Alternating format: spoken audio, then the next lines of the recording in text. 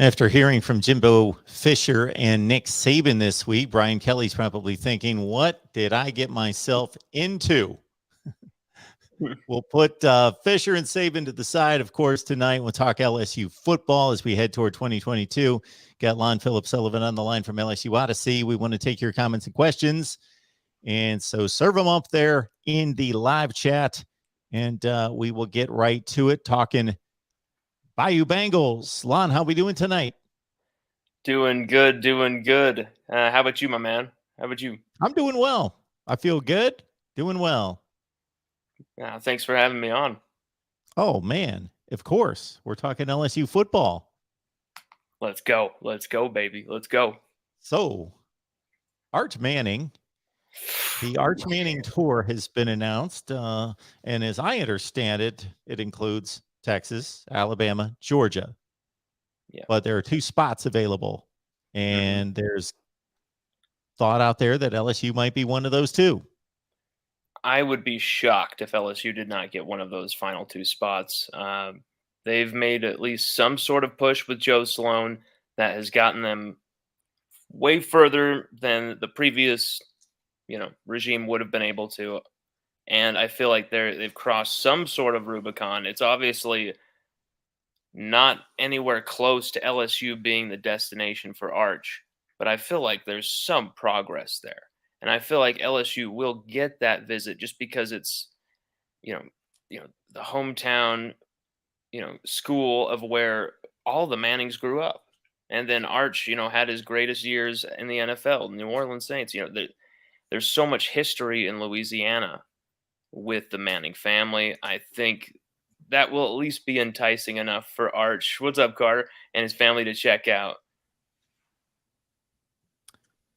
Got Carter here from LSU Power Hour joining us for a little LSU talk tonight live. So again, comments and questions, get them there in the comments section.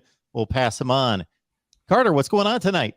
What's up? Congrats, Lonn, on all your personal success, and congrats to you, Mark. I go on Florida State last week, and now hanging out with the fellow LSU guy. And of course, you saw what happened on your show last week, Mark.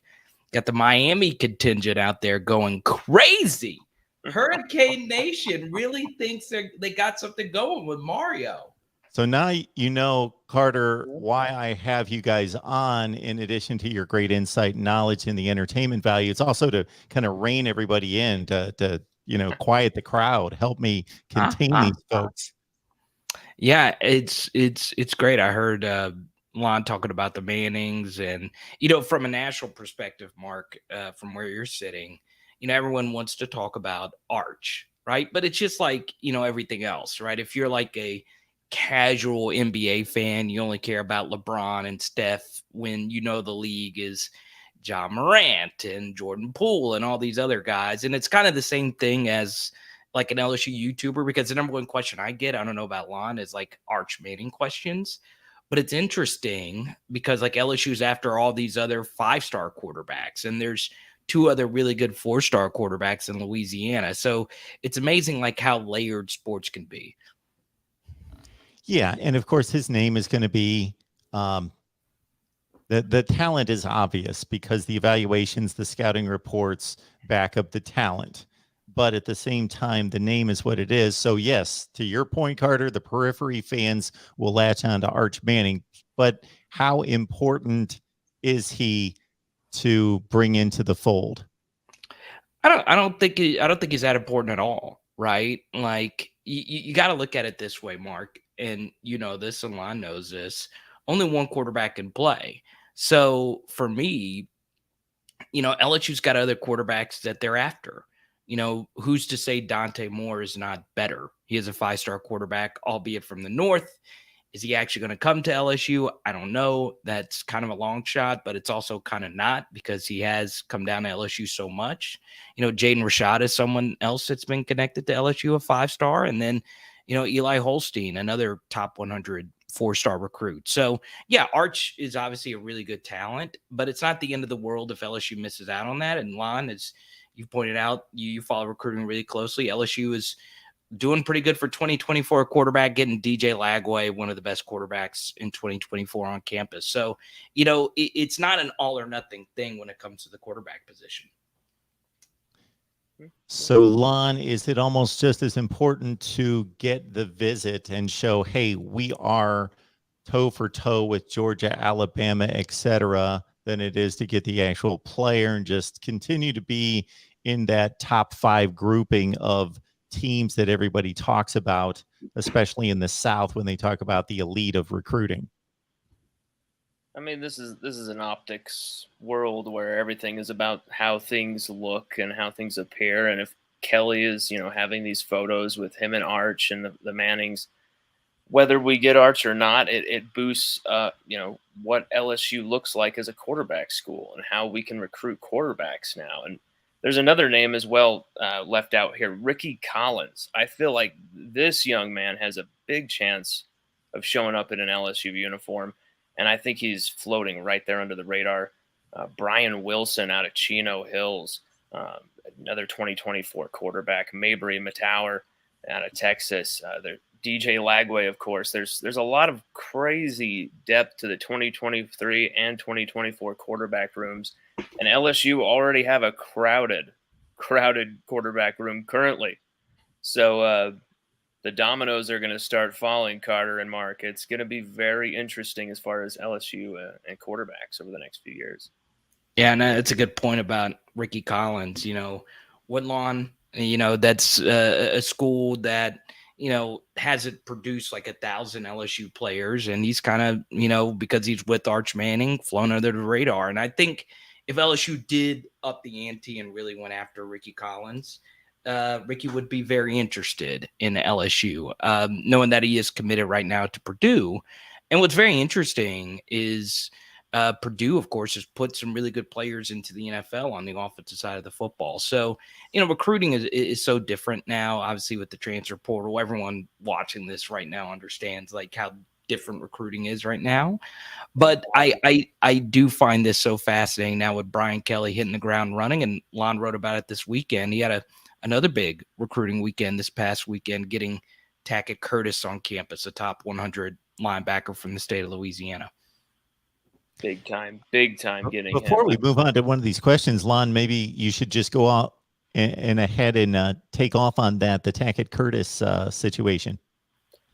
I can definitely do that. Tackett, it seemed like his recruitment was just at an impasse, when Kelly arrived. And I had been speaking to the family, and I kind of said, give this staff some patience, give them some breathing room. They're up to their neck in the waters of the Ed Orgeron regime. They're trying to figure out so much of this stuff, just layers upon layers of issues from Orgeron that they had to solve before they could even kind of start to recruit properly.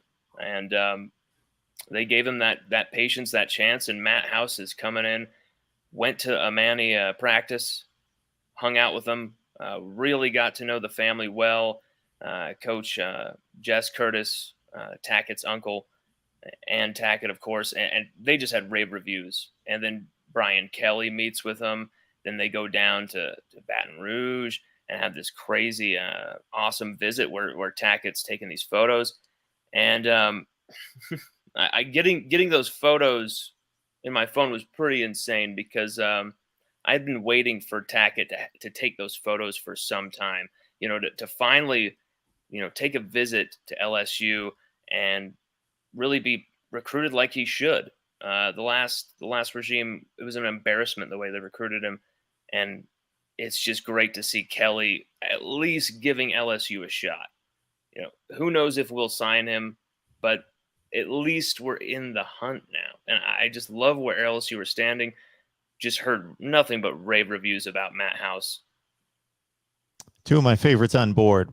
Carter, LSU Power Hour. Get on over there. And you'll see it here in a second on the banner, again, right here on YouTube. And then Lonn, Phillips-Sullivan, LSU Odyssey. All right. John gets right to it here. I'm sure both of you will have much to say about this comment concerning Miles Brennan. I'm hearing a lot of on ESPN Radio Baton Rouge that Garrett Nutsmeyer is making a push for the starting job, but I think it's just smoke the coaches are making so he doesn't transfer. Well, he actually played really damn well in the spring game. I mean, and I know it's a spring game, but just look at the way he was playing. Just look at the throws, the play extension.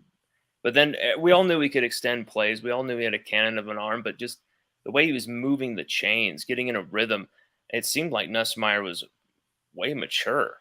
He had taken that next step, but just the lack of game time and the uncertainty, all that stuff, it is very interesting with Nussmeier.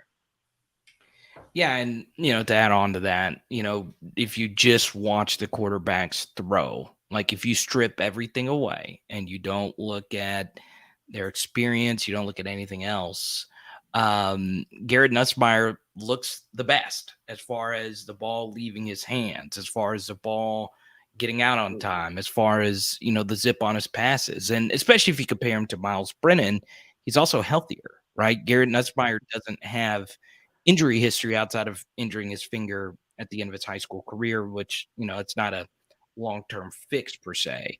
And, that's where it's really interesting. With Miles Brennan, you never know if he is going to actually be there. So it's very fascinating. Obviously, we know with Jaden Daniels mixed in there as well. Mark, I've been on your show quite a few times, and I still stand by it. I just am not sure if the coaches know what kind of quarterback that they want next year, who they want their quarterback to be next year. I think they're going through the pros and cons of all of it. And then at the same time, that benefits them because that allows those guys to all think that they might be the guy next year, which of course decreases their chances of packing their bags and going elsewhere. Oh God, yeah. Oh God, yeah. As John continues the quarterback conversation and takes it back a few years to Joe Burrow, it brings this topic to mind, and I want to relate it to the present. There are teams the stature and programs the stature of LSU that obviously have transcendent teams within its history that are high marks, but LSU has obviously made it to championship games and won national championships under its last three head coaches. So that was not an aberration from that standpoint. This program has the facilities, the resources, and the recruiting footprint to do it over and over and over and over again. But that LSU team of 2019 seems as though, for as great as it was, did it have a lasting positive impact on this program because of everyone scattering within 2 years later? Absolutely. Absolutely. Everyone thought we lost everybody in one go, but we had I think something like 60 returning players or something, 60 plus heading into 2020. I don't know how many going in 2021, but 10 guys drafted, and most of them were from that 2019 team this last draft. I mean, you cannot say. I mean, we had our worst season ever. I mean, since in the 21st century, and worst, most diabolical season off the field as well, combined on the field, I guess you could say, ever if you wanted to. But it was diabolical. But we still had 10 guys drafted, and that's still some of the best players on that team were 2019 guys who either matured or were finally getting their chance to play, or a lot of different situations going on. Some guys who even transferred and returned, things like that. Yeah, it's interesting, right? How do you replace all that talent? And you look historically, a lot of LSU's worst years or 8-win and under seasons guys came when they had a lot of guys drafted. So it's just another thing that Brian Kelly's going to have to overcome is, yes, he replenished the roster. Yes, it did help out that they were able to stretch out the 32-player roster limit.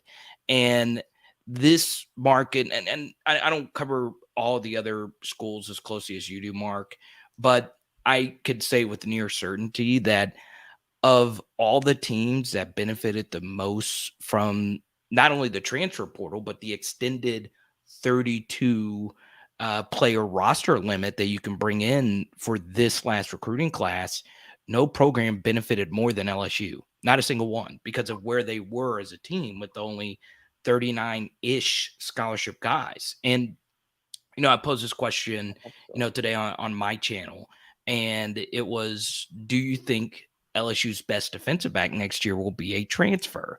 And the irony of it is, as Lonn knows, more than likely they're going to be starting 4 out of 5 transfers in the secondary, if not 5 out of 5 guys. That is a very real possibility. So it's a very strange time at LSU, and it's so interesting that of all teams, LSU was the one that benefited probably the most in the SEC from the transfer portal.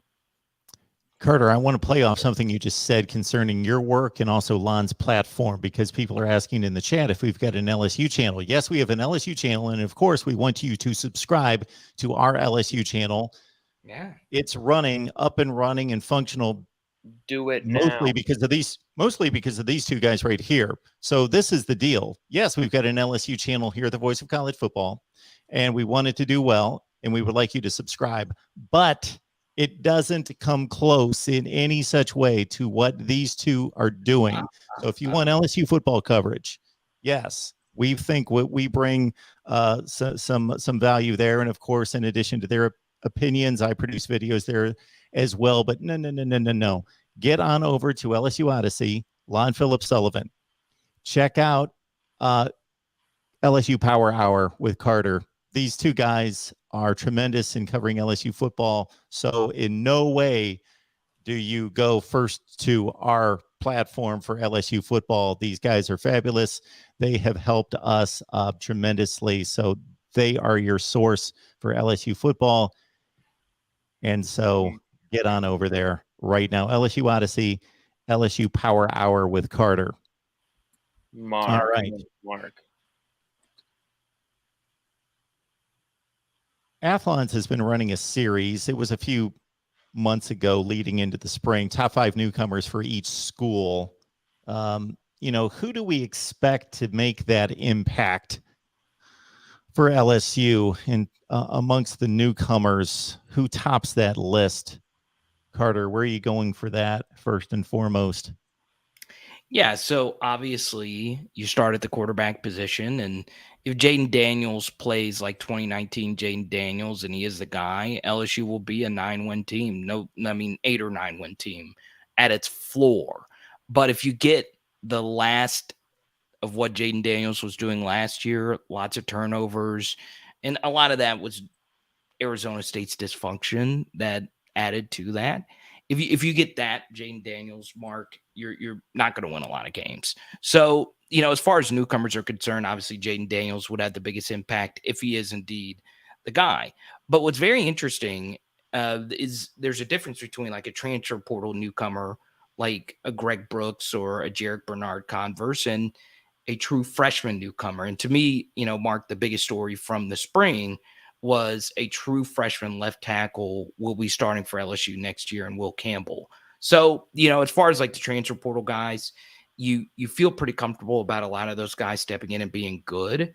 But as far as newcomers and their ceiling, Will Campbell, who was a top 50 recruit, one of the best offensive tackles ever in the state of Louisiana, to me, he's the guy that you got to look out for because he is going to be out there every single snap playing one of the most physically demanding positions in the sport. Absolutely, with Will Campbell. I mean, the dude's about to be starting left tackle in the SEC as a freshman. I mean, get out of here. But I'm also to kind of switch from there. I'm gonna go with cornerbacks here. Mekhi Garner, could he be that shutdown corner that LSU were looking for? I mean, Brian Kelly, 5 feet away from me, called him an NFL cornerback. An NFL cornerback. He said he is an NFL cornerback. And that is mostly what I saw. I saw him get beat a few times and him unleash some expletives and just frustration and agony from getting beat. And then the next play, you'd be making some nice wrap-up tackle on Cole Taylor, a huge tight end. Or, I really want to see if Mekhi Garner can back up the hype, back up what we've seen. I think he can. I think he's that good. LaTerrence Welch, though. LT Welch is a freshman. Can he come in and provide some type of competition at cornerback? Can he come in there and maybe even start some games? It'll be very interesting to see how LSU, with injuries, things like that, how depth is affected at cornerback. Will we move Greg Brooks Jr. from nickelback to corner? he's someone to keep your eye on as well. Forced 4 turnovers during the spring. It was just a ball hawk everywhere. I really like to see Greg Brooks Jr. and see what he brings to the table. Mekhi Wingo, though, up front, DT, I think more than stat stuffing and stuff like that, I really think Mekhi Wingo can be an absolute beast up front who's just influential. Drawing those double teams, allowing, Ojulari, Guy, even Jaquelin Roy to really go in there and attack the quarterback. And, we're going to see Wingo really, I think, be an influential supporting role. Maybe off the bench more than starting, but I think Wingo will be pretty high impact newcomer. And at quarterback, Jaden Daniels, of course, but I so many questions with Jaden Daniels, so many things going on, and when I see him, there's so many directions I feel like his career as a Tiger could go. It's just, I think with the quarterbacks, like you were talking about, I think they're just going to see who the best man will be throughout all of summer and fall camp, and just finally pin it down. Maybe only even a week or so before week 1, we might not even know until they come out the tunnel or something like that. Who the hell knows, Carter? It'll be weird. Yeah, and one thing to add on to that, the one position, Mark, over the last couple seasons was that was injured the most was defensive back. And a lot of those defensive backs had injury history. So, once again, you go back to the transfer portal. LSU would be in a really, really, really bad spot if they did not have the portal. And to have all these defensive backs, which, you got to have in the SEC, LSU with DBU, you had that moniker. Hopefully these transfers, who, by the way, are all from Louisiana, some of them were overlooked recruits. Some of them were those mystical 3-star Louisiana guys. Yeah. They all came back home. So we'll see how that experiment works. And if it does work really well, LSU will probably shift their recruitment and look more to some more Louisiana 3-stars that go perform elsewhere and come back home. And, you have fans. I saw a Florida fan in here, a little bit earlier. A few of Billy Napier's best players are Louisiana 3-stars, Osiris Torrance and Montrell Johnson. So, it's very interesting how that works. How many great, these hidden gems from the state of Louisiana go out and be great. And now you can come back home immediately if you want to play for the LSU brand. So it's a different world, Mark, as you've covered on your channel. Every time one of you mentions the term DBU, I get a little glimmer in my eye and a little smirk on my face, not because I don't think it's true. I just think it's a great debate. You guys, obviously, you're in a certain position on DBU, LSU. I'm not debating that LSU is not DBU. I just think it's a tremendous discussion. I would love to pull some kind of panel together at some point and rep Ohio State and Florida and Miami and USC and on through history and pull that one together at some point and let's do that and do some work on that. Carter, we don't know how much exactly how much time we've got with you, but I do want your input on this one. Right. Okay. Even though it's not LSU related, it is. Fine. We saw words exchanged by 2 national championship coaches last week, and I've been watching sports for 45 years. Hate to date myself, but I am. I haven't seen anything like that ever. Mostly we know what the decorum of coaches are. They give respect to the other coaches. He's doing a great job, great program. We respect what he does. And it's usually by a coach's silence that we determine he must not like that guy because he's not saying much about him. But this NIL situation has brought out the best or the worst, however you want to frame it, when it comes to first Nick Saban firing the first shots, or we could even say Lane Kiffin after National Signing Day. And here we have Jimbo Fisher then really laying out some blunt terms. And again, if you guys can think of when 2 coaches have gone at it like this and using things like acts godlike and czar of college football, and we better look into his past and all those things. Jose Mourinho. Yeah. So where LSU comes into this is, of course, who plays Texas A&M at the end of every year and is geographically bound to Texas A&M. And of course, Alabama LSU is at the center of college football each and every year as a event on the field. So LSU's kind of, can we see Brian Kelly possibly getting into some fisticuffs at some point? Yeah, I think so, Mark. And before I get out of here, I will share this. It is very interesting that Jimbo and Saban have heavy ties to LSU, and I'll say this: there's a lot of LSU fans who enjoyed the fisticuffs. I enjoyed it myself. I found both of them to be completely out of touch. I found Nick Saban, especially going after Dion and Jackson State, to be just the most bizarre thing. I found that one to be very weird because that was a clear punching down on the little guy. And I know Jackson State is messed up, like the premier HBCU program, but they're still the little guy. They have nowhere close to the resources that even that Arkansas has, a middle tier SEC program. So I found that to be so weird. And I know Saban apologized directly after it. It was still just nuts. And then Jimbo and I understand, I was just on the Florida State channel and I know LSU plays Florida State, to do the Bobby Bowden thing and put Bobby Bowden up and then say all this other mumbo jumbo. It both of them look bad. Both of them weren't technically wrong that they so-and-so didn't do anything illegal, and they didn't say illegal or anything like that. It was still no matter how you slice it, a really, really, really bad look. But Mark, thank you for letting me hang out. Lonn, thank you so much. I really do appreciate it. Mark, keep up the good work.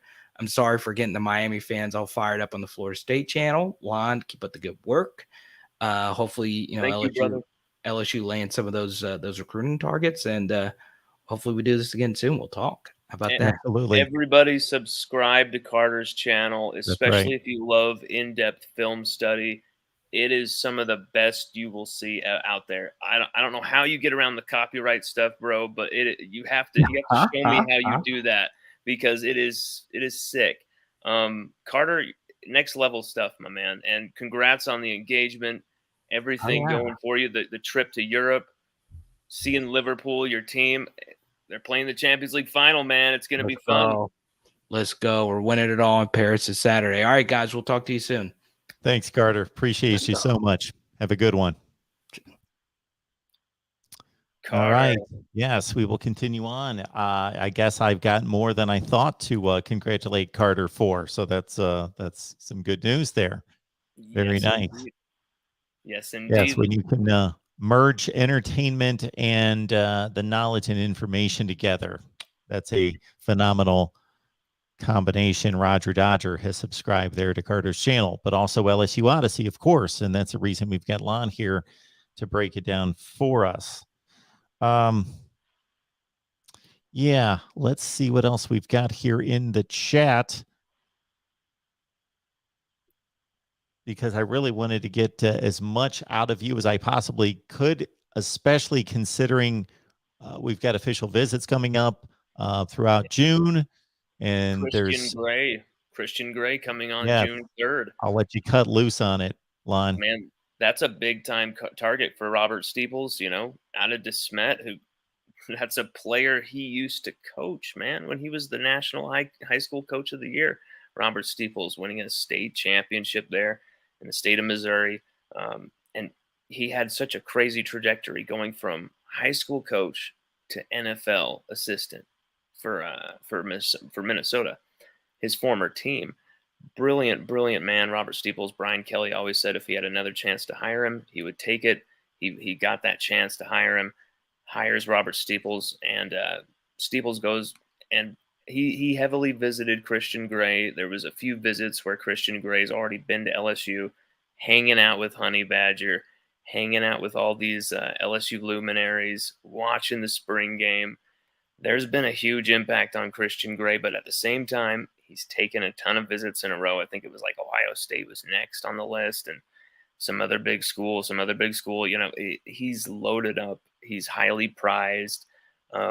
If Robert Steeples pulls this off, which I think he has the inside track to do, Mark, it'll be something special. And he already got Dalen Austin in this class. He already got Jalen Davis Robinson in the last class to finish that class off with at least a little bit of cornerback help to buffer that cornerback room with a little bit of depth. But I really think Christian Gray, June 3rd, that'll be a very interesting visit to try and really try and get a commitment there, a verbal commitment. Lonn, what do we think that Brian Kelly is selling that might be a little bit different than what Les Miles and Ed Orgeron sold concerning LSU football? Academics. Because he understands that if he keeps these kids in the classroom, he's going to keep them out of trouble as well. He's going to keep them disciplined. He's going to keep them structured. He's going to keep them invested. And, I think at the same time, they're not, wanting every one of their players to be, going up with 7 engineering classes or whatever. We're not talking about something like that, but some actual practical application in your academics and actually staying in school, getting your degree, graduating as champions. That's something you see. That's been Brian Kelly's slogan. And I think that's attractive to parents. I think it's attractive to kids who know that football can be a very dangerous game. They see a lot of these young guys, retiring in their 20s now. They want to have some type of second option there. And, focusing on academics in this day and age is not a problem there, especially when you have a culture with, under Coach Ed Orgeron, under Les Miles, that was just ridden with academic issues. The academic issues when Brian Kelly came in was just a disgrace. It was a disgusting disgrace. But then you add the other word to his slogan: graduate champions. This is all about winning championships, not just one, not just 2, but continuing to build some type of dynasty at LSU. And I really think that 10-year contract, all of that gives Kelly a type of freedom to control, to dictate everything in the organization from LSU football operations, top to bottom, get what he needs out of the football athletic department with Scott Woodward. And I believe he's got all the resources he needs.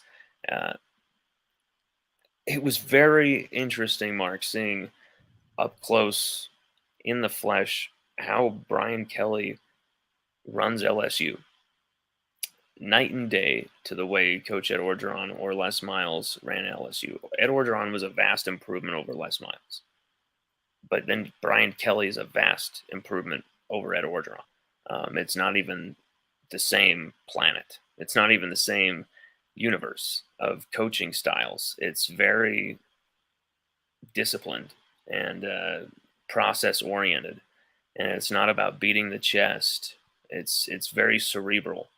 I'm liking what I'm seeing from Brian Kelly, and I think these recruits love that they thought that Kelly was this kind of crusty old man from Notre Dame, where his humility and he was very quiet, and the Notre Dame style, all that type of stuff, very stern, brisk, the cold weather, wearing those with the the hat, they always had these images of his frosty red nose. Now you got him in sunglasses.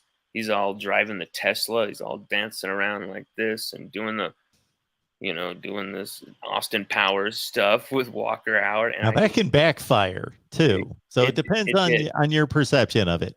I'm just saying that, I think it's refreshing to 99.9% of the recruits, because they're like, whoa, I thought he was this kind of guy. Yeah. Now he's shown me that there's a different side to him, and there always was this different side to him.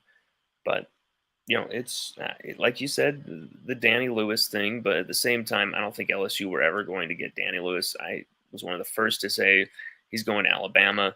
Was widely criticized for making that prediction, but it became true because I just felt the vibe. And so I don't think if Kelly danced or didn't dance, it would have had an effect there or not. But that's really only the one dance mishap that we've seen thus far that we know of, Mark. Well, We want to remind everyone that you were down there, as you alluded to, for LSU spring practice and went down there for the week, got some tremendous interviews, news conferences with Brian Kelly, practice footage we're able to get, in addition to the tremendous information that you have day to day, the feel, the vibe, and really lock in on the program. I don't want to lead you in a wrong direction here, but did you tell me here in the last couple of weeks that you were planning on getting back down there in August?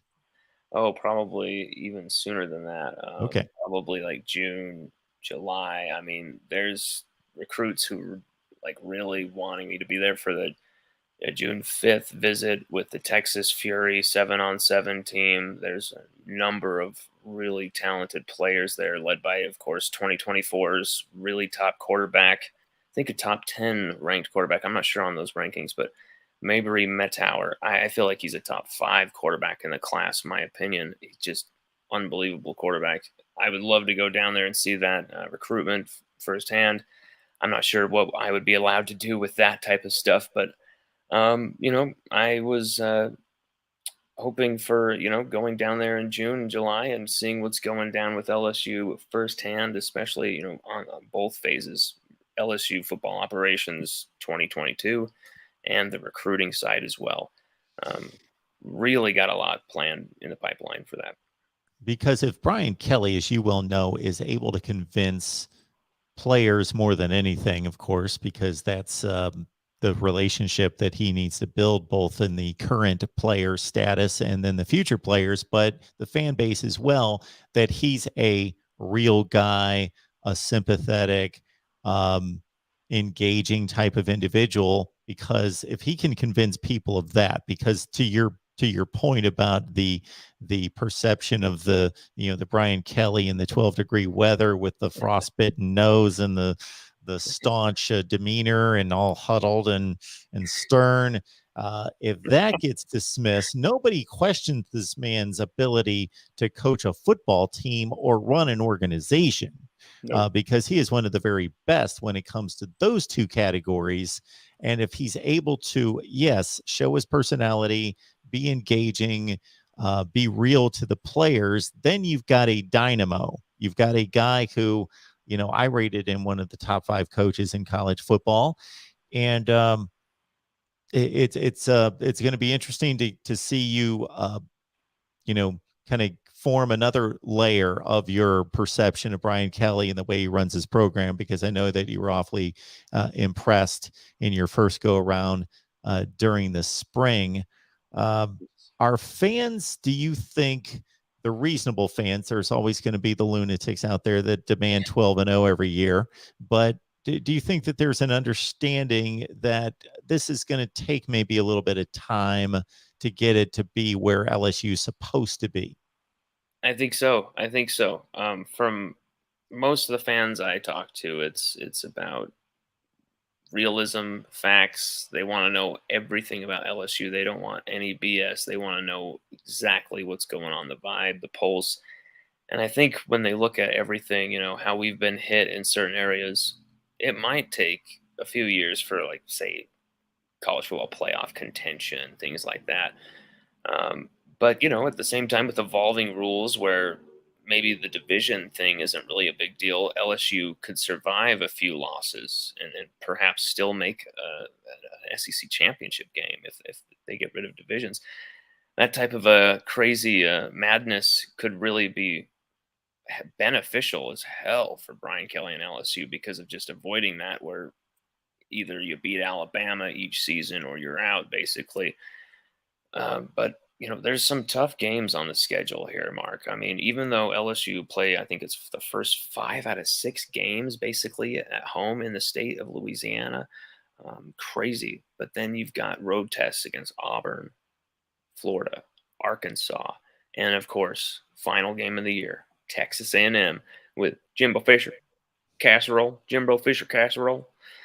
We got some casserole here. Oh, Jimbo Is Fisher. there something I'm missing there with a casserole? It's just the word I kept thinking when he was doing that press conference. We're going to eat some casserole, Saban. Don't you dare talk about my players. I don't know. It was hilarious. that was Jimbo Fisher to me, just the word casserole comes to mind. I can see it. He's accomplished a lot. He's obviously been thrown a ton of money to make Texas A&M great for one of the few times in its history. But to watch him respond to Saban, and I'm not going to pretend to know who's right or who's more right. I'm sure there's a little bit of correct, accurate information in both of their statements. And then there's also some not so correct information and perspective. So even if we cut it down the middle, he just doesn't always, for the stature that he has in the sport, not come across the best with the flailing hands and the ranting and raving. Yeah, at the same time, like I think Jimbo almost like deserves some type of plaudits for like, okay, he enters the octagon. They're all saying, Jimbo, I don't think it's a good idea to do the press conference. He's like, we're doing it. I'm Jimbo Fisher. We're doing it. Damn it, we're doing it. And he goes out there and he enters the octagon and he's taking on Saban. But I think he actually handled himself well. I think he wanted to jump off, into the abyss and tell every secret. He's about to say, you're going to find out what kind of guy he is. I'm going to tell you. You'll find out. You'll find out if you ask him or him or him. And almost like Saban's version. I mean, Jimbo's version of Saban saying, "I read it in the paper." Like another thing that Saban said was so stupid. I read it in the paper. Y'all can read this in the paper. It's like, what the hell are you talking about, Saban? Like, because you read it, I read it in the paper that it's just true that they bought every player. I can tell you for a fact they didn't buy Jake Johnson, Max Johnson's brother. There's no way in hell they bought him. So that's one player that just immediately kiboshes. He said every player. Right there, I got him on that fact. Just not true. There was some players I spoke to from Texas A&M who backed Jimbo. They loved how their coach defended them, defended the brand. You know how I feel about Texas A&M, but these are some people that I really care about who are going there right now at Texas A&M, and seeing that their program was attacked, that their very class was attacked, they took it personally, and they had no problem with Jimbo going, all Karen on Saban. But at the same time, I don't think it helped Jimbo's cause whatsoever. But what could he have said, Mark? How could he have done it? It seemed like he knew he had to make a point and throw down the gauntlet that everyone has been kissing this man's ass for far too long. Someone has to put their foot down, and it's going to be me. Everyone thought it was Coach Ed Orgeron. 2019 seemed like we did it. We put our foot down. We stomped Alabama. This is the end of Alabama's reign. And they immediately just made that look just kindergarten cop. It was just gone. That thought of ending that reign just gone. But you see how Saban has suffered some pretty huge losses in the recent years, Mark. He sees the recruiting landscape changing from just the bagmen to now you got to go into a dealership. You got to get the lawyers on your side. You got all these different people, all these NIL things, all these antitrust legislation. I mean, Saban's like, oh my God, give me a whiskey. He's going nuts. He wants it to go back to 2005 where just here's the money. Give me Marcus Spears. See ya. He wants it easy. He's threatened. He's frustrated. I think Saban said some stupid stuff about Jackson State. Really, when you listen to what he says about Texas A&M, he doesn't really say anything that's too wrong if you look at the true context of it. He's basically saying they bought all their players. I read it in the paper. He's not really saying like they bought all their players, condemn them, crucify Jimbo Fisher right now at noon in front of Dan Rather. He's just saying like they're buying all their players. I need money, damn it. Give me that money. He's basically just talking to his boosters like, give me that money. And it became this huge thing. But once he said this stuff about Jackson State and his Aflac partner, Deion Sanders, whoa. I mean, when you talk about the lack of resources, the lack of attention, the lack of really any attention, any advantages whatsoever for these HBCUs, and they finally, have this huge breakthrough, a historic breakthrough, to get Travis Hunter, the #1 overall player or #2 overall player in the class, to come, to eschew Florida State, Dion's own alma mater. He hurt his own alma mater to bring him to an HBCU. I mean, it was a huge accomplishment. And Saban basically just soiled all over it, just was like, yeah, you paid your player. And it's like, you know, they denied it immediately. And when you look at how much Travis Hunter's making NIL wise, it doesn't add up to him just getting a cool million or something out of the gate, like the raw data on his NIL numbers, his earnings. It wasn't just a cool million out in the front. Saban is feeling the pressure, Mark. And now with Brian Kelly in the division, I think there's going to be some highly emotional games. There's going to be some games where you don't like how the refs called this. This guy got hurt, and it's affecting me a little bit. And so then this happens, and now I'm pissed off, and something's said at a press conference. And then the coach is coming back at it. And this is the theater of college football that we love, Mark. This is why we watch the game. It's not just coaches hating each other, but it's the competition, man. It's, everyone's going to be watching October 8th. You know why? Because one guy wants to kick the other guy's ass. And no matter what's going on in this country, what's going on in this world, that's entertaining. That's entertaining when it comes down to a sports level. When it comes down to a mano-a-mano competitive, who's going to win showdown, it's always entertaining. It's always entertaining. We don't want to see Jimbo and Saban headbutting each other, coming to blows. But if it happened, would you say it wasn't entertaining? I mean, and that was my take on it in regards to, I had a lot of takes about what it meant, but in terms of the entertainment part of it, I said, you know what? I'm typically not into this kind of stuff, but I got to admit, this captivated me. This was theater that was must-see TV. It was mind-blowing. Mind-blowing. Imagine if I was just thinking about, imagine if you were like a reporter one-on-one and Jimbo Fisher gave you those quotes alone, not a press conference where everyone gets it. But imagine you're holding the nuclear codes in your hand. Oh my God, Jimbo, what he said about Nick Saban was just so unparalleled. I threw out these names: Arsene Wenger and Jose Mourinho, these soccer coaches. Arsenal's former soccer coach, and Jose Mourinho, who used to coach Chelsea FC, and big London rivals. This is where you've lost me, Lonn, but you continue. I'm just going to have to take your word for it. These two hated each other, and they were always saying these crazy lines in the media, going back and forth, and they would come to kind of weird fisticuffs on the sideline. That is exactly what we got from college football finally. We haven't had that in college football for a long time. Can you think of two coaches who actually went at each other like that? It was very, very, very beyond rare. It was crazy.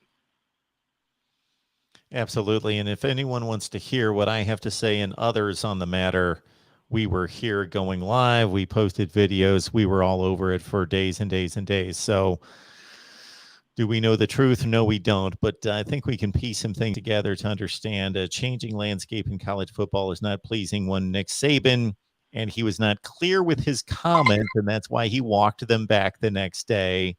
But he very much stated in a way that Texas A&M is cheating. They're buying players. He should have stated it if he wasn't accusing them of cheating, to say, we've got a different landscape in college football. This is what it's all about now. You need resources, and Texas A&M is able to do it this way. And yes, to your point, it had to be taken into context who he was speaking to basically say, pony up, we need your help. We got to keep up with those guys. Yeah, because that's what it is. It's an arms race. It's an arms race that I would like again, some regulations to be there. I do want the guys to be able to benefit and fully take advantage of name, image, and likeness. Absolutely, they're Americans. It's a free market system. Absolutely, but I do think that there do need to be a few things in place to rein it in that won't necessarily rein it in financially to limit their financial resources. It's more about structure, things being above board, things being out in the open. It's their own private matters, not from that standpoint, but in terms of the schools and the conferences and all of that being above board and transparent for all of us to see. Lonn, we talked a lot of recruiting. You gave us a lot of great detail in recruiting, so I'm going to swing this back and do a 180 back to recruiting because I continue to be fascinated and impressed with the amount of talent in Louisiana. Produces more NFL talent than any state per capita. Yes. And I just I don't know if you're going to be able to unveil the secret down there. Besides, they just care so much that they put that type of time and effort into developing those players, and then there's just it must be the golf, it must be the water, something, the bayou that just breeds football talent. I think it's like this tradition coupled with just the work ethic and the situations a lot of people find themselves in. It didn't really matter how rich or how poor you were when something like Hurricane Katrina went down. Everybody was losing their homes. There's that kind of equality across the board in Louisiana where everybody's kind of in this together in a way. And I feel like that type of camaraderie, that type of individual, I can push to the next level. I can find another gear. I can get through this. I can push through this adversity. I can rise above. I think that is a type of tradition that has become infectious. And you just have these young men who are just looking up to Tyrann Mathieu, looking up to Justin Jefferson, looking up to Jamar Chase now, and Joe Burrow, even though he's from Ohio, they feel like he's one of theirs now, like because he acts like he's from Louisiana. There's a vibe and he has adapted that. And, there's so many of these Louisiana emblems they're looking at, and so many great coaches throughout the high schools too, who understand the game, who understand the tradition as well, because they were just like these recruits as well themselves. You can always find these crazy lines of, coaching trajectories and genealogy trees of coaches in a way where it's like, oh my God, that guy coached that dude in that high school. And oh God, yeah, he went to St. Augustine. Oh yeah, he went here. Oh wow, he coached there at that time. Like they're always so interconnected. The Louisiana high schools, they're always producing top talent. The scouts always know they're there. They haven't always had the best facilities, but they've still churned out the best talent. How does that happen? Why? Because it's the work ethic. It's purely the work ethic. If mom or dad are working 2 jobs out there to feed you, then you're going to be doing whatever damn takes to get through school, ace everything, and then be a freak on the football field, tear heads off on the football field. It's a vibe in Louisiana. They love their football, but it's also a way of life too. It was something to see when I went down there.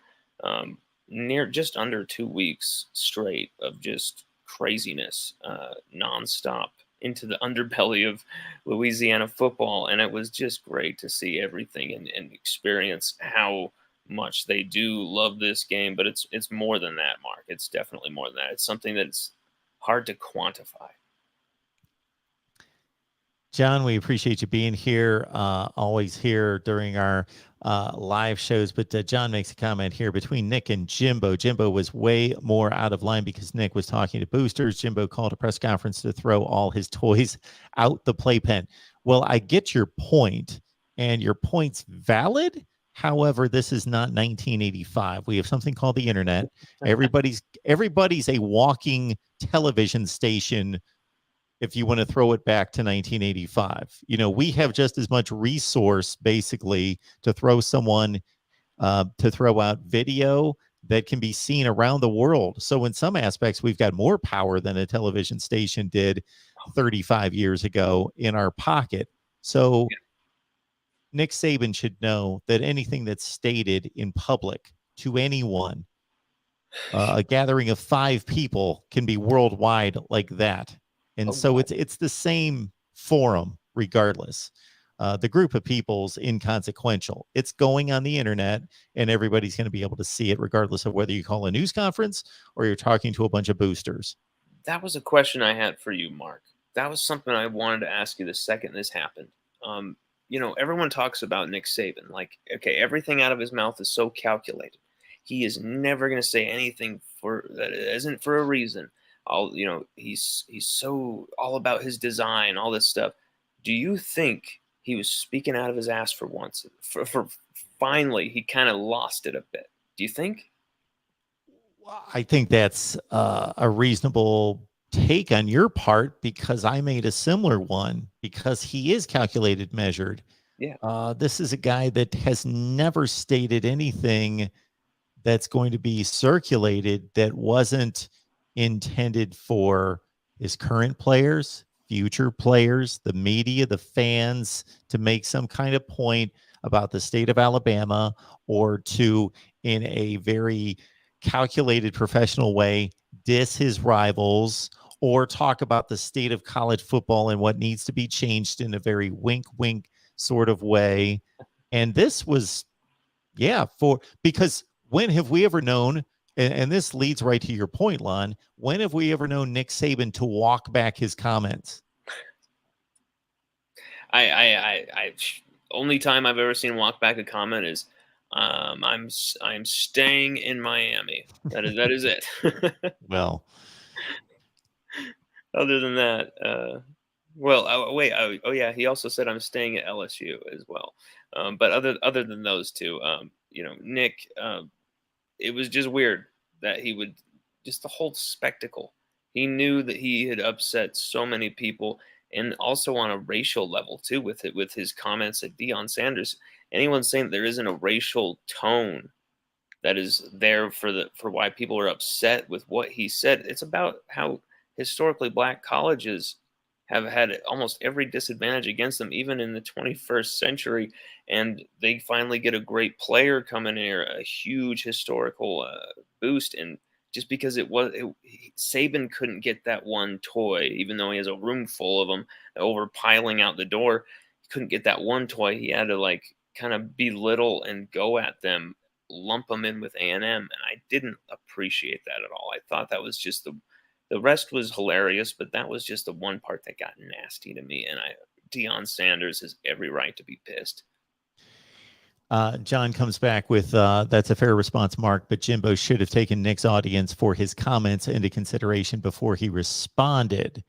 So I can understand your point concerning that. However, Nick Saban, again, he needed to realize who he was speaking to, meaning the world, when he was speaking to these boosters. And he either regretted what he had to say, truly regretted what he had to say the next day, or he still stood by it but thought, I wasn't clear, so I've got to talk this back to be more clear about what I had to say. Because actually, what Nick Saban said that was the most meaningful about the landscape of college football is that this is a broken model. It's not sustainable. But that got completely lost. Anytime you start attacking people, that's going to take center stage. And that's what people are going to be intrigued by and excited about and focused on the theater, to your point, the theater, not Nick Saban saying this is not a sustainable model. We need to do something about it. The NCAA's hands are tied. So somebody do something about this.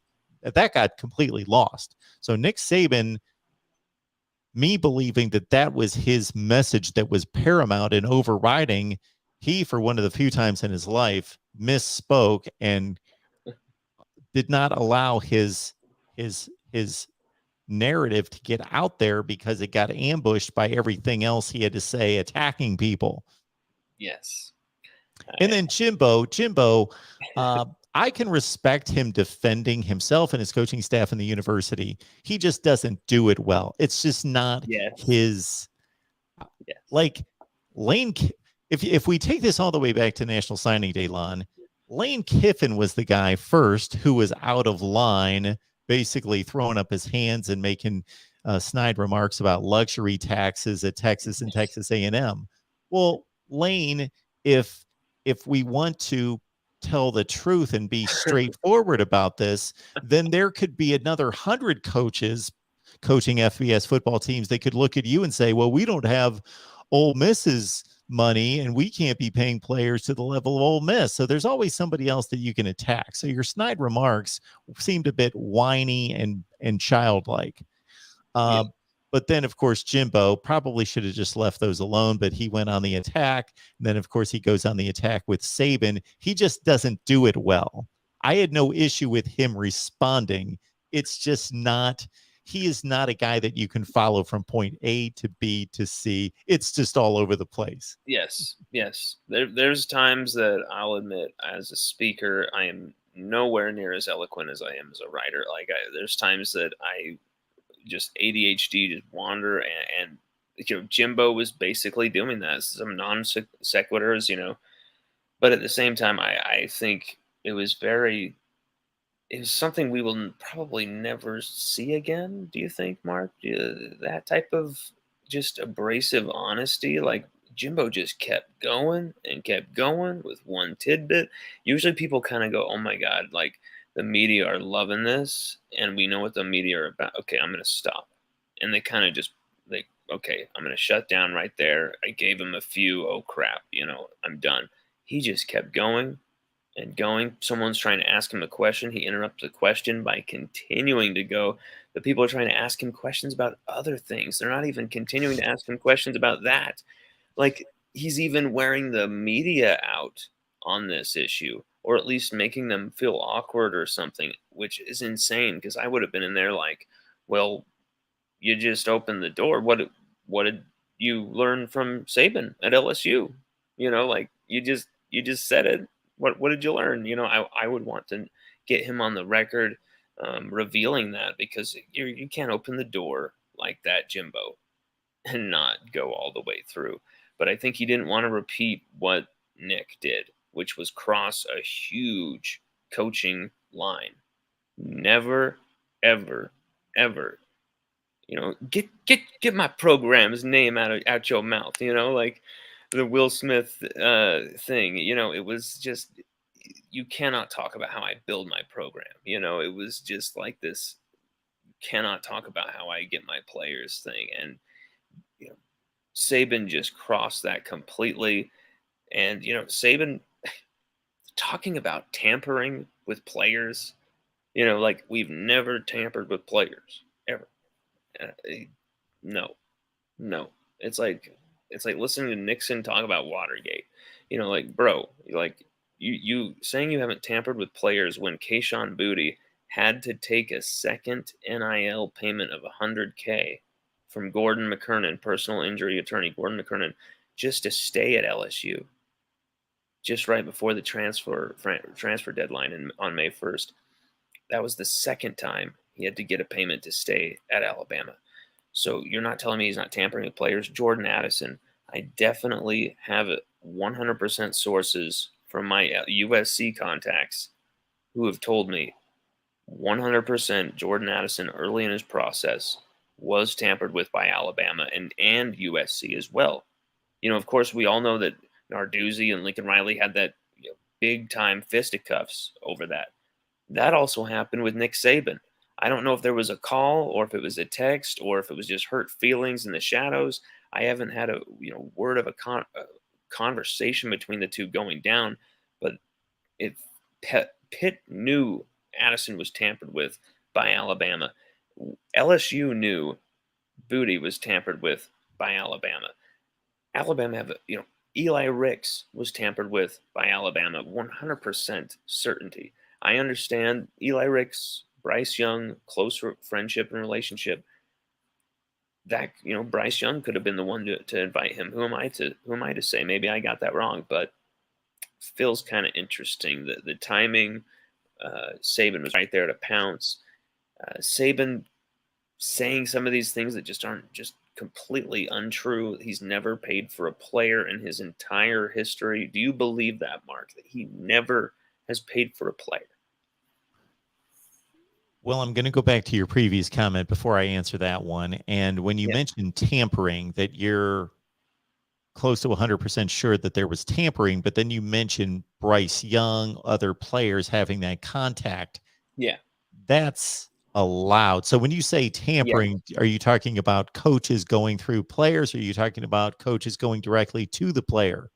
I was just meaning there could be a possibility that Eli Ricks could have been tampered with, but then maybe he could have also been persuaded to go by Bryce Young, his close friendship. But if Alabama's coaching staff don't think about that, don't make that connection and just go after Eli Ricks first, then it is tampering.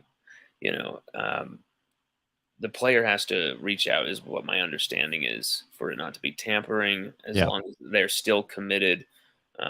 Once they decommit, then it's all, every team going at him for it, a rat race. But Saban, I just felt like, said some clear untruths, that was just kind of really made me feel icky about. And I'm a big Saban fan. I'm a big time Saban guy. Saban was my first favorite coach, really.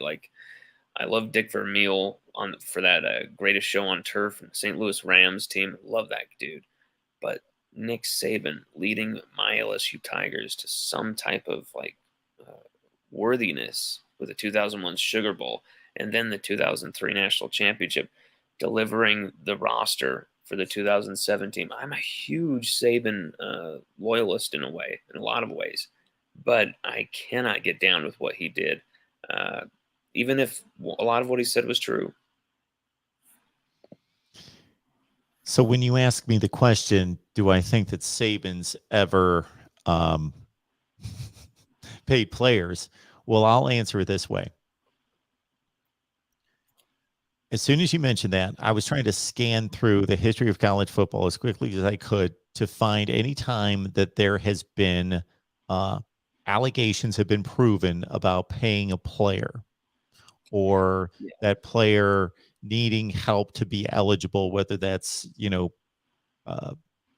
unlawfully, keeping them eligible in terms of their grades and attendance and those sorts of things. So whether it's money related or academics related, most of the time that stuff comes out not a long, 20 years later, but it comes out 2, 3, 4 years later, once the player moves on.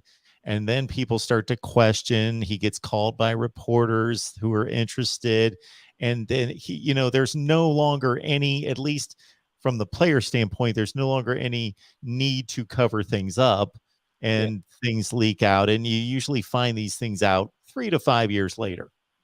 Okay. Well, Nick Saban, with the NIL starting, he's getting further removed from the possibility of anything being found out. Nothing's been found out or widely reported about him ever cheating. So I think he's fairly safe. And so, of course, he's never going to admit to it. And now that paying players, and again, there are a lot of guidelines and rules. You can't just flat out pay them. Of course, the school can't get involved except for the managing the connections and the collective and the accounting portion of it. It's going to be very difficult to catch anyone cheating in the future because there's money exchanged. So I just think that he's even safer, as are all college football coaches going ahead into the future, because it's going to be difficult to distinguish and find out true cheating in the future. Oh God, yeah. Right now it's an absolute mess. And like you said, there has to be some type of regulation, because the NIL advantages of some of these schools above 98% of the other schools in college football could really hurt the entire product. I think you could see an effect go from Division I down to Division II even, and FBS, I think you can see a ripple effect of just a drainage of talent from these smaller schools. You know, you're gonna see these smaller schools put in all the work. You know, Pitt recruiting Jordan Addison, finding him, and then having him after they've done all the hard work, he gets ripped away from him to go to an SEC school. I think you're going to see so much of that where these smaller schools really do their homework, really use their limited resources, get a guy onto their campus, and then just see him go. Maybe even a year or two later. There's many reasons why these players are transferring. It's not just NIL. There's personal reasons. There's things that go down, and they got to leave a situation. There's academics, all sorts of stuff, you know. But it's not always just for money. But it's become such an enticing thing, and it's hard to blame any of these players for giving in when you know, you got a Keyshawn Booty and you got Alabama saying, "Hey, we'll give you $250K if you come play for Alabama," and instead he chooses LSU for only $100K. You know, whatever the situation, you know, that type of thing. I can't blame the players because it's such a Wild West situation. They've been denied for so long. You can't really fault a football player, a young football player who understands a lot more about concussions nowadays than they used to, understands a lot more about debilitating injuries and long-term health, and says, "Hey, I'm going to earn as much as I can while I can," you know. Gary letting us know that Lonn's on fire, tearing it up here for us. We appreciate Lonn being here. LSU Odyssey, get on over there. Check out Lonn's work. LSU Odyssey. We'll have the banner up here very quickly. So Lonn, I don't want to take up too much more of your time, but I'm gonna state 3 provisions off the top of my head. I've stated this a number of times, but if I really gave it thought, pen to paper, if I had responsibility for NIL, maybe I could do better. But I'll give you these 3 criteria that I would like to see enforced. Yes. And they are all 3 already rules. They're already rules. They just need to be enforced. Rule number 1, I want there to be maintained purity in the recruiting process and the selection that the student athlete makes for a school, meaning just like it's against NCAA rules, and therefore a player becomes ineligible if they have contact with an agent while they're a collegiate player, because we keep them separated from their college status and the NFL. I think we should keep high school players separated, their status as high school players, to college football, meaning that they should have no contact with a collective or an NIL suitor until they have chosen their school, committed, signed, enrolled. That their college decision should be solely based on everything that it's always been based on regarding where do I want to play football, where do I want to go to school, what kind of degree do I want to earn, who have I built relationships with. And obviously that information concerning who has great NIL opportunities is going to be out there for them to know. So they're not going to be ignorant to it. But I don't want them cutting NIL deals before they enroll in school. Number 1. Okay. Number 2, I want the transfer portal to be honored as a one-time transfer rule, because I think this comes to the core of why most college football fans are bothered by this whole process, and that's players jumping from team to team to team to team to team. And when the transfer portal really started humming, as you well know, Lonn, here in the last couple of years, we were thinking of it pre-NIL as players just thinking, you know, I'm sick of this place, or don't like my position coach anymore, or I just broke up with my girlfriend and I don't want to see her anymore, or I didn't like the cafeteria food this morning, I'm transferring, whatever, just on a whim that they could transfer. And none of us like that. But now it's the perception that a guy, especially a name player, an impact player, transferred because he got more money. So enforce the one-time transfer rule. That's number 2. And then after that, I just want to know that these NIL deals are truly exchanges of services. They're supposed to be doing something for the NIL. And I know in many cases they are. They're involved in podcasting. They're posting things on Instagram. Bo Nix is, he was the first one that I remember actually where I knew tangibly that there was an NIL deal where he was selling iced tea.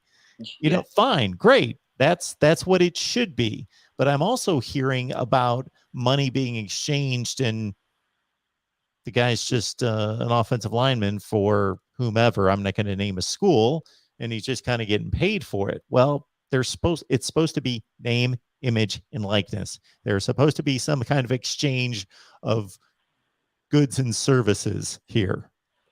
Some type of advertising, some type of showmanship, some type of work to back it, some type of appearance, and there's actually an NIL project that I'm on the cusp of here with some really incredible people. Someone who has a crazy NFL background, someone who is a New Orleans businessman, and they've invited me to spearhead some type of project in some form. I'm not exactly sure what my final role could be or will be, but the project is very innovative, and that's the thing is I feel like with NIL it's got to be about, does this have any use for the player? Does this have any use for people, for businesses to get in contact with the player? Does this have a win-win situation for the community as well? That's what I think it should be the goal here.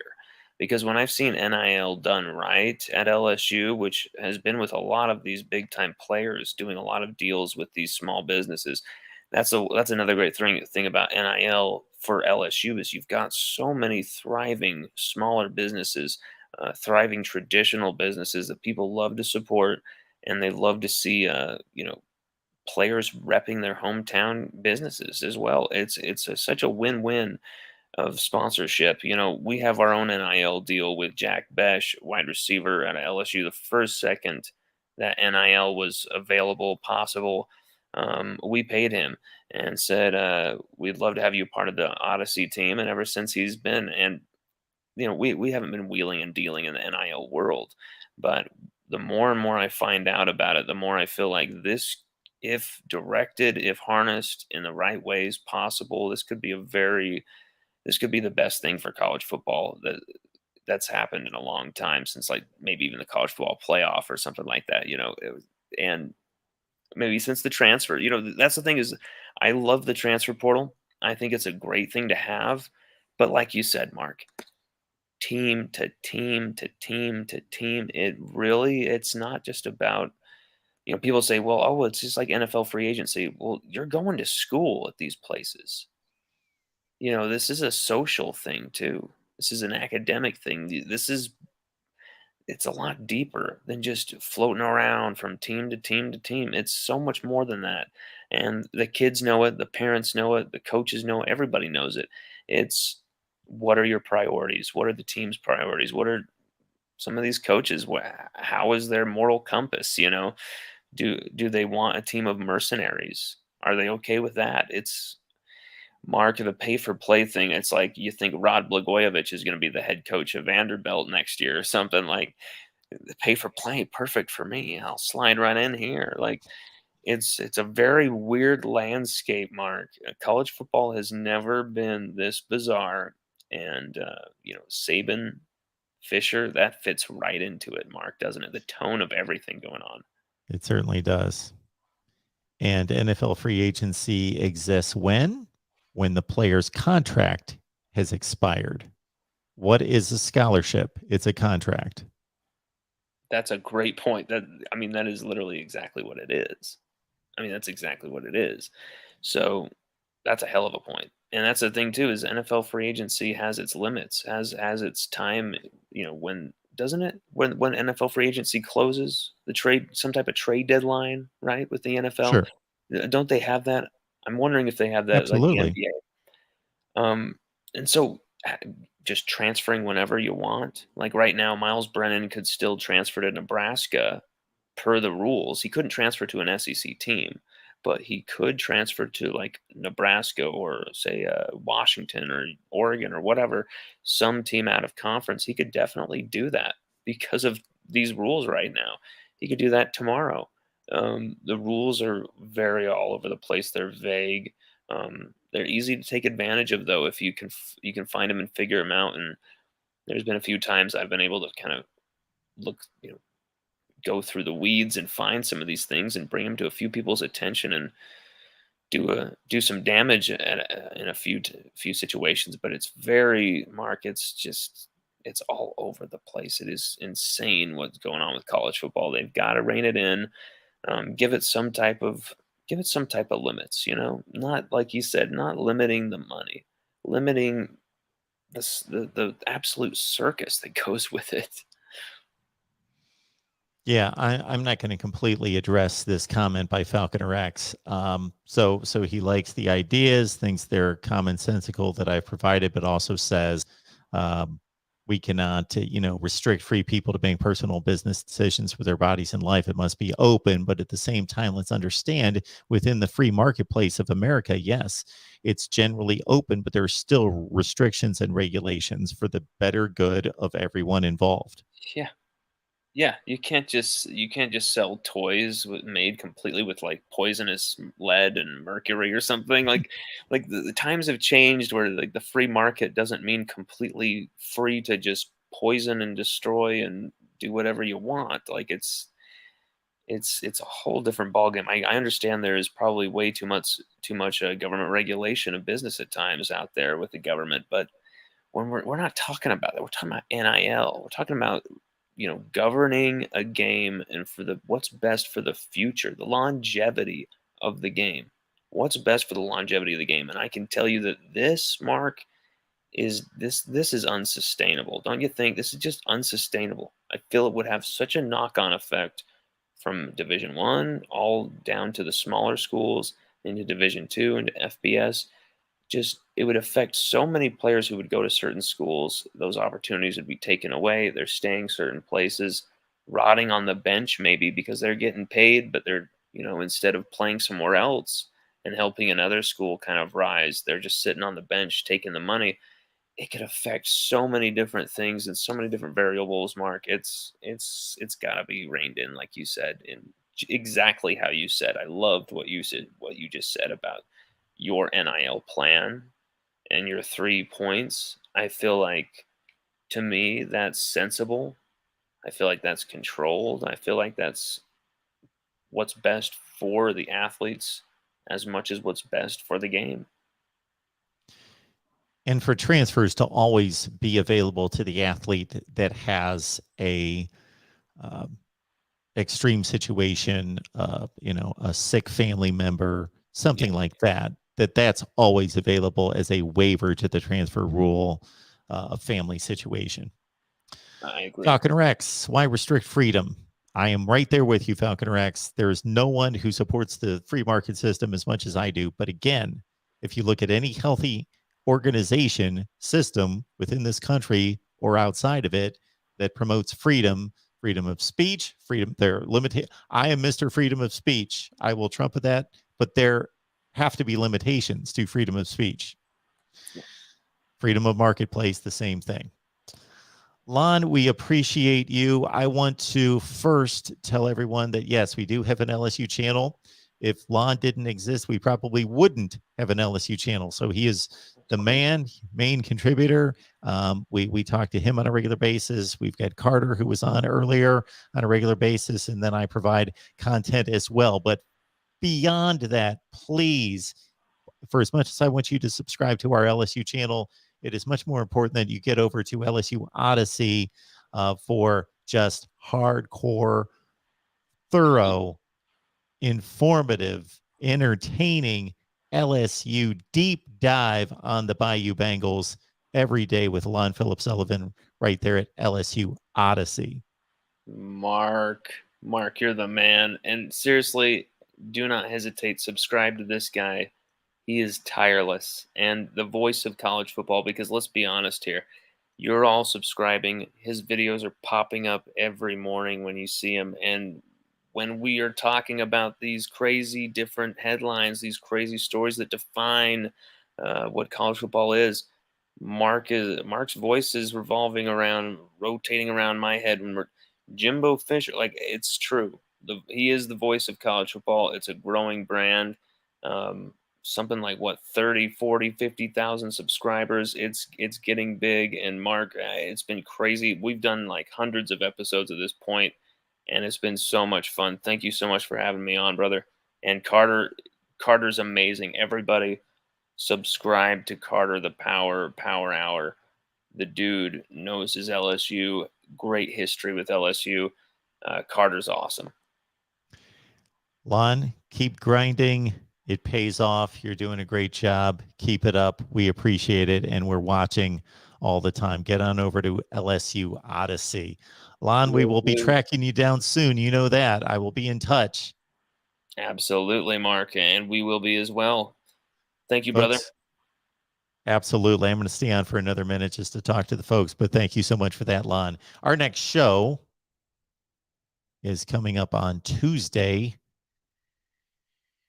So we've got a doubleheader coming up on Tuesday, of course. Iowa Live at 5:30 Eastern, 4:30 Central with Corey Bratta from the Hawkeye of the Storm. And then, of course, our Nebraska show comes your way at 7 Eastern, 6 Central with our man Greg Peterson from Husker Online. So Iowa, Nebraska on Tuesday, and we will do call-in shows throughout the week as well. So subscribe, hit the bell for the notifications. When we go live, you will know it, and we will talk to you college football. I've got a video being released this on Tuesday morning looking at Alabama's 18 claimed national championships. You won't want to miss it.